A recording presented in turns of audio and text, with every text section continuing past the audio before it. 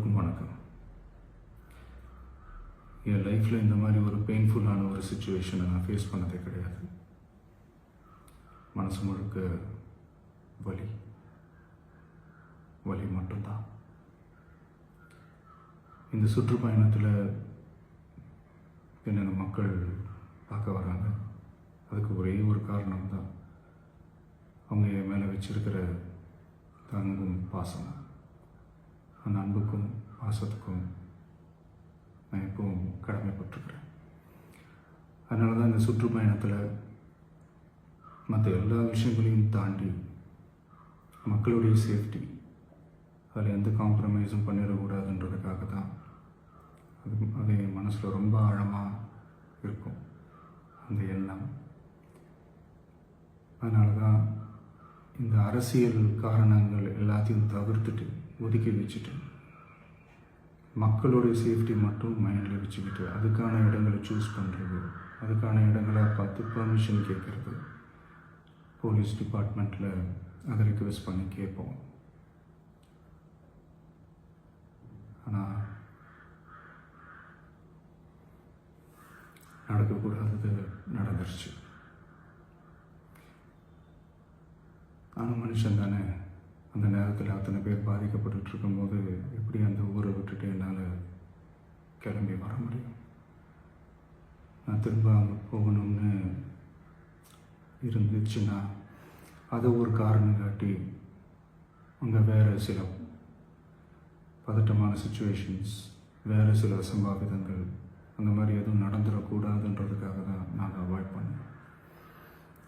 இந்த நேரத்தில் சொந்தங்களை இழந்து தவிக்கிற அத்தனை குடும்பங்களுக்கும் என்னுடைய ஆழ்ந்த இரங்கலை தெரிவிச்சுக்கிறேன். எனக்கு தெரியும், என்ன சொன்னாலும் இது ஈடேயாகாதுன்னு எனக்கு தெரியும்.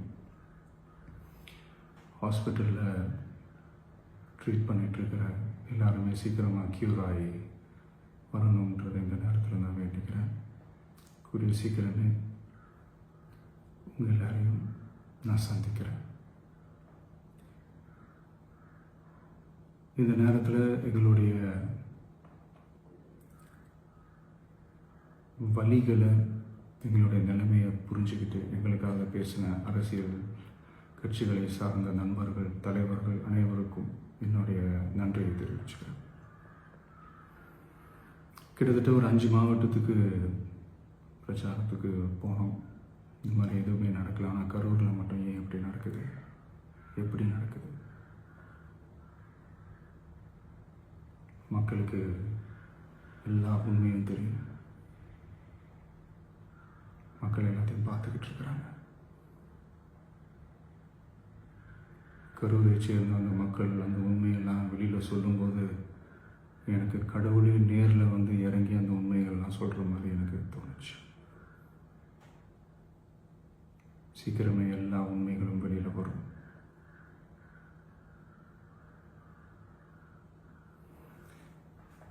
எங்களுக்கு தரப்பட்ட இடத்துல நாங்கள் போய் அந்த அந்த ஸ்பாட்டில் நின்று நாங்கள் பேசிட்டு வந்தோம். அதை தாண்டி எந்த தவறும் எங்கள் சைடில் நாங்கள் எதுவுமே செய்யலை. பட் இருந்தாலும் எங்கள் கட்சியை சேர்ந்த நிர்வாகிகள், தோழர்கள் மேலே எஃப்ஐஆர், அது மட்டும் இல்லை சோஷியல் மீடியாவை சேர்ந்த நண்பர்கள், தோழர்கள் அவங்க மேலே எஃப்ஐஆர்லாம் போட்டு இப்போ பிடிச்சிக்கிட்டு இருக்கிறாங்க.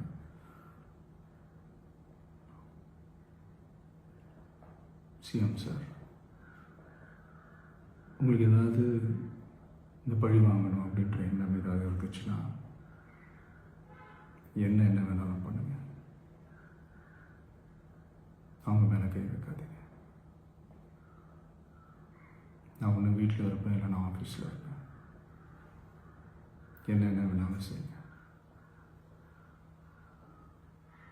நண்பர்களே, தோழர்களே,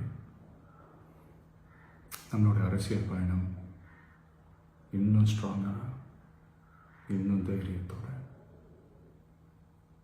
கண்டினியூ ஆகும். Thank you.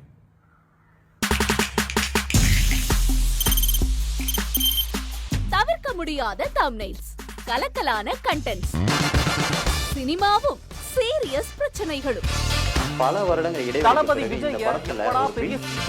கலகலப்பும் கைகலப்பும். Me too, love you. Thank you so much. அவருக்கு அந்த மாஸ் ஏத்துறது தியேட்டர் தெரிக்குதுனாலே டன்னு தான். பிரேக்கே இல்லாமல் பிரேக்கிங் நியூஸ் சொல்லும் தந்தி டிவி ஆப். இன்ஸ்டா தலைமுறை வரை இறங்கி அடிக்கும் தந்தி டிவியின் டிஜிட்டல் எக்ஸ்க்ளூசிவ். அது தண்ணிக்குள்ள போகும்போது ஹேங் ஆயிடுச்சு. உங்களுக்கு விஜய் சார் எந்த அளவுக்கு ரொம்ப பிடிக்கும்? Of course, Malayalis are huge Vijay sir fans. ரெண்டு பேருமே ரொம்ப பிடிக்கும் எனக்கு. தந்தி டிவி ஆப்பை இலவசமா டவுன்லோட் செய்யுங்க.